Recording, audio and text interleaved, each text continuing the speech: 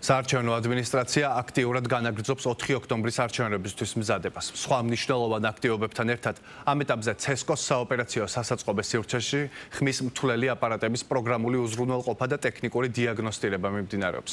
ხორციელდება სკანერის, ეკრანის, პორტების და სხვა მნიშვნელოვანი კომპონენტების შემოწმება. ხმის მთვლელ აპარატებში იტვირთება საარჩევნო მონაცემები და გადაეცემა ლოგისტიკის გუნდს. CESCO-ს ლოგისტიკის გუნდი კი თავის მხრივ აღრიცხავს ელექტრონულ აპარატებს. ამზადებს ტრანსპორტირებისთვის უსაფრთხოების ნორმების გათვალისწინებით და უზრუნველყოფს ხმის მთვლელი აპარატების მიწოდებას საოლქო საარჩევნო კომისიების სასაწყობე სივრცეებში.